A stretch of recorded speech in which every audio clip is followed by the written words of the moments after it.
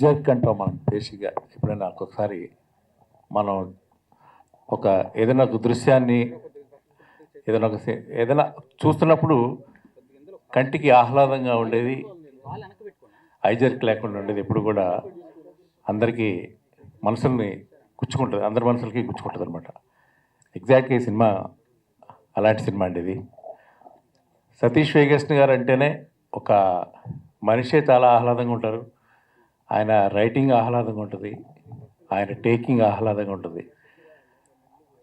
మళ్ళీ శతమానం భవతి తర్వాత ఒక మంచి పాజిటివ్ వైబ్స్తో మళ్ళీ గోదావరి నేపథ్యంలో ఒక చక్కటి కుటుంబ కథా చిత్రం. ఇందులో సిగరెట్ అనేది ఒక ప్రముఖ పాత్ర వహిస్తుంది సినిమా మొత్తానికి. సో దాని నేపథ్యంలో జరిగాక ఒక అందమైన కుటుంబ కథా చిత్రం ఇది. సో డెఫినెట్గా గోదావరి నేపథ్యంలో వచ్చే కుటుంబ కథా చిత్రాలు ఎప్పుడు కూడా డిసప్పాయింట్ చేయవు. ఎందుకంటే అన్ని ప్రాంతాల వారు అభిమానించి గుండెల్లో పెట్టుకునే సినిమాలు అవి. ఇంతకుముందు ఆ విషయం ప్రూవ్ అయింది కూడా చాలాసార్లు. సో మరొక్కసారి ఈ సినిమా జూన్ 6వ తారీఖున ప్రేక్షకుల ముందుకు రాబోతుంది. ప్రేక్షకులందరి మనసుల్ని ఆహ్లాదంగా ఉండేటి చేయబోతుంది.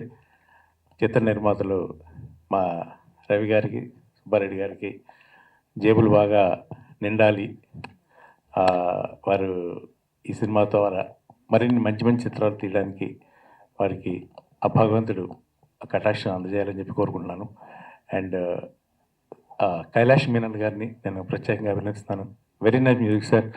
అన్ని సాంగ్స్ కూడా చాలా బాగున్నాయి. నాకు ఆ మధురం సాంగ్ మై ఫేవరెట్ ఇది సినిమాలో. పాటలన్నీ కూడా చాలా బాగున్నాయి మ్యూజిక్ సినిమా తగ్గట్టుగా. అండ్ థ్యాంక్ యూ టీం అందరినీ మనస్ఫూర్తిగా అభినందిస్తున్నాను. అలాగే మా రవి మరోసారి సినిమా ద్వారా మరింత రచ్చ చేయబోతున్నాడు.